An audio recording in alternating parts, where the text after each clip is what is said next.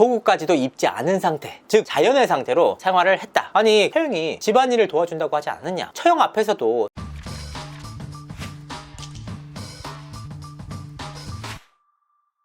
시청자 여러분 안녕하세요. 연예대통령 이진호입니다. 배우 선우은숙 씨와 결혼과 이혼으로 화제의 중심에 섰던 아나운서 유영재 씨가 지난 4월 선우은숙 씨의 친언니, 즉 처형으로부터 성추행 혐의로 피소가 돼 충격을 준 바가 있습니다. 그리고 약 2달 만인 지난 20일 이에 대한 수사 결과가 나왔는데요. 해당 사건을 수사한 분당경찰서는 유영재 씨의 혐의에 대해서 기소 의견으로 수원지방검찰청, 성남지청으로 송치를 했습니다. 물론 아직까지 결론을 단정 지을 수는 없습니다. 아직 검찰 조사가 남아있는 데다가 재판까지 남아있기 때문에 현재 단계로서 유영재 씨는 무죄입니다. 하지만 적어도 경찰 수사 결과 혐의가 인정됐다라는 취지인데요. 이 부분은 죽어도 끊어지지 않는 성추행이란, 지워지지 않을 성추행이란 프레임을 유영재에게 씌웠습니다. 내가 이대로 죽는다면 더러운 성추행이 사실로 끝날 것이므로 법적 다툼을 하게 됐습니다. 라는 유영재 씨의 주장과는 상반된 결론이기도 합니다. 그렇다면 유영재 씨는 그동안 줄곧 사실을 부인해왔는데 경찰은 대체 왜 혐의를 인정하고 송치를 했던 걸까? 그리고 이와 같은 수사 결과에 대해서 선우은숙 씨 측은 어떤 반응을 보이고 있을지 취재를 한번 해봤습니다. 송치 의견이라면 혐의가 인정된 걸까요? 네, 그렇습니다. 경찰의 수사 결과만을 놓고 볼 때는 유영재 씨가 혐의가 있다라고 판단을 한 모양새입니다. 사실 이번 사안과 같이 민감한 사안에 대해서는 일방적인 주장만으로는 혐의를 단정짓긴 어렵습니다. 더욱이 성추행을 당했다라는 선우은숙 씨의 친언니 측과 절대 사실이 아니다, 더러운 프레임을 씌웠다라는 유영재 씨의 주장이 팽팽하게 맞선 사안입니다. 사실 이번 사안이 경찰 고소라는 극단적인 상황까지 이르게 됐지만 현 단계까지 이르기까지 쉽지가 않았습니다. 제보에게 충격적인 일을 연달아서 당하면서 친언니 분께서 엄청난 트라우마에 시달렸기 때문입니다. 더욱이 친언니 A씨 역시 자신들의 가족이 있는 데다가 주위에서 본인이 선우은숙 씨의 친언니로 잘 알려져 있었기 때문에 고소를 끝까지 망설였습니다. 실제로 이와 같은 고소 사실이 알려진 이후에도 적지 않은 네티즌들이 친언니 A씨를 비난하는 행태를 보이기도 했습니다. 그만큼 당사자 입장에서는 쉽지 않은 사안이었다는 겁니다. 하지만 선우은숙 씨의 친언니 A씨는 유영재 씨가 자신의 동생과의 이혼 이후 끝까지 조금도 자신의 잘못을 인정하지 않는 모습을 보면서 결국 용기를 냈습니다. 이와 같은 상황 속에서 유영재 씨는 자신에게 더러운 프레임을 씌웠다라고 반박을 하는가 하면 정신병원에 입원을 했다라는 소동을 벌이기도 했습니다. 이와 같은 일련의 상황 속에서 친언니 A씨의 고소는 결국 선우은숙 씨와의 이혼 이후 앙심을 품은 일련의 행동들이 아니냐라는 의혹이 나오기도 했는데요. 하지만 경찰의 수사 결과를 보면 무분별한 의혹 제기가 아니라 경찰 역시도 유영재 씨가 친언니 A씨에게 문제가 될 만한 행동을 했다라고 판단한 것으로 보입니다. 경찰의 송치 이유는 뭘까요? 사실 이 부분은 아직까지도 검찰 조사 단계에 있는 사안이기 때문에 구체적인 내용을 확인하기가 어렵습니다. 사실 그간 그랬습니다. 피해자의 일관된 진술만으로도 재판을 받는 케이스가 적지 않았습니다. 하지만 이번 사안의 경우에는 그 이전의 사안들과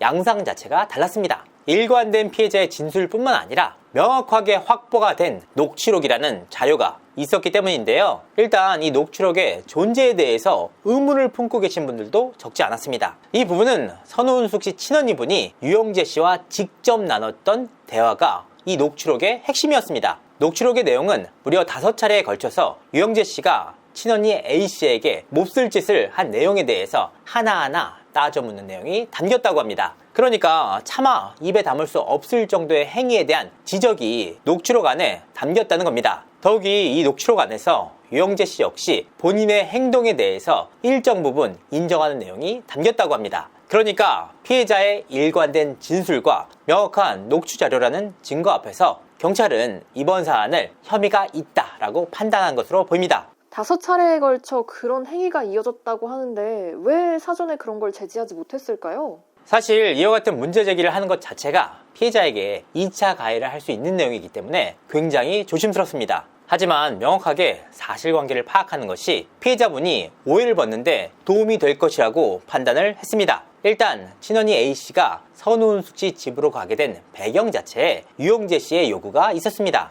유영재 씨가 자신의 아내인 선우은숙 씨에게 삼시세끼를 차려 먹는 것에 대한 로망이 있었기 때문입니다. 실제로 유영재 씨는 지난해 3월 동치미 출연을 통해서 이와 같은 심경을 드러내기도 했습니다. 당시 유영재 씨는 선원숙 씨가 해준 밥을 먹으면서 너무너무 고맙고 사랑하고 평생 그렇게 해줬으면 좋겠다 라고 말을 합니다. 하지만 선원숙 씨 자체가 평생을 배우로서 살아오면서 집안일 자체에 익숙하지 않았습니다. 결국 살림에 익숙했던 친언니에게 손을 내밀게 되는데요. 결과적으로 친언니분이 이들 부부와 함께 살다시피 할 정도로 지근거리에서 도움을 줬습니다. 이 과정에서 처형과 유영재 씨가 둘만 남았을 때 몹쓸 짓이 벌어진 것인데요. 친언니분은 이 일을 처음 당했을 당시 엄청나게 놀라긴 했지만 그래도 유영재 씨를 상대로 따끔하게 문제 제기를 했다고 합니다. 하지만 문제는 문제 제기를 한 이후에도 무려 5차례에 걸쳐서 몹쓸 짓이 이어졌다는 겁니다. 결국 유영재 씨와 선우은숙 씨의 갈등이 이혼까지 이르게 됐을 때 친언니 A씨는 유영재 씨에게 최소한의 사과만이라도 받고자 문제 제기를 했던 겁니다. 이 내용이 바로 경찰 수사 과정에서 제출이 됐던 핵심 증거 자료인 녹취록이었습니다.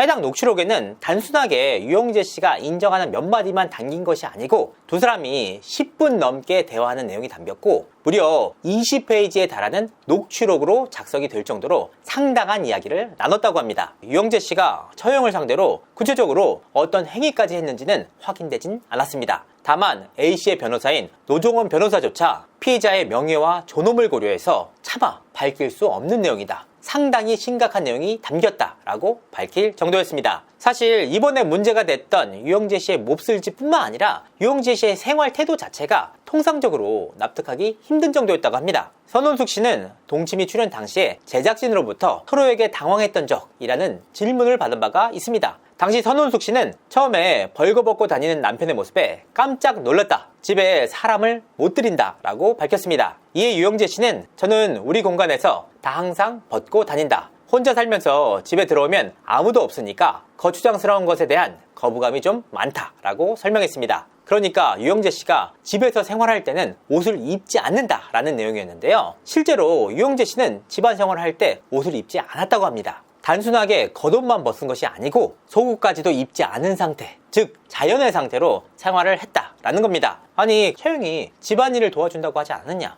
처형 앞에서도 설마 다 벗고 다닌 거냐? 그 부분은 아니었습니다. 적어도 처형이 있을 당시에는 팬티 등의 최소한의 속옷은 챙겨 입었다고 합니다. 세상에는 정말 다양한 사람들이 존재하지 않습니까? 그럼에도 불구하고 처형 앞에서 최소한의 속옷만 챙겨 입었다는 내용 자체가 납득하기가 쉽지는 않습니다. 선우은숙 씨 자매의 현재 상태는 좀 어떨까요? 사실 이런 일을 당했다는 것 자체가 굉장히 큰 트라우마로 남을 수밖에 없습니다. 더욱이 세간의 의혹들이 계속해서 쌓이면서 오히려 피해자가 비난받는 상황까지 이르게 되지 않았습니까? 그래도 다행인 것은 시간이 점차 흐르면서 이들 자매의 정신건강 상태도 조금은 나아졌다고 하는데요. 특히나 친언니분의 경우에는 고소인 조사 당시까지만 해도 극심한 트라우마에 시달렸지만 최근에는 정신과 약을 조금 줄일 정도로 상태가 호전됐다고 합니다. 다행히 이런 상황 속에서 유영재 씨의 송치 결과가 나와서 친언니 A씨는 안도의 한숨을 쉬었다고 하는데요. 무엇보다 오해가 풀려서 정말 다행이다 라는 심경을 토로했다고 합니다. 하지만 지인들에 따르면 친언니 A씨는 이번 일을 겪으면서 급속도로 노화가 진행됐다고 합니다. 그 전까지는 상당히 정정해 보였는데 엄청난 정신적인 고통을 겪는가 하면 정신과 약을 지속적으로 먹다 보니까 외형적으로 상당히 늙어 보였다는 겁니다. 선원숙 씨 역시 경찰의 송치 결과가 나오면서 오해가 풀려서 다행이다. 그래도 조심스럽게 지켜보겠다. 라는 심경을 드러냈다고 합니다. 물론 경찰의 수사 결과가 나오긴 했지만 현재 단계로서는 긍정적으로 속단하기만도 어렵습니다. 왜냐? 유영재 씨가 대형 로펌에서 형사 분야를 전담하고 있는 형사 출신 변호사를 선임을 하고 적극적으로 대응에 나서고 있기 때문입니다. 또한 유영재 씨의 가족부는 인터뷰를 통해서 결혼 과정에서의 일련의 일들을 모두 밝히겠다라고 털어놓기도 했는데요. 그러니까 아직까지는 검찰의 수사 결과를 지켜봐야 되는 상황이다. 부디 양측 모두 어느 쪽도 억울함이 없도록 수사기관의 명명백백한 수사가 이루어지기를 바랍니다. 이상으로 이진호였습니다. 감사합니다.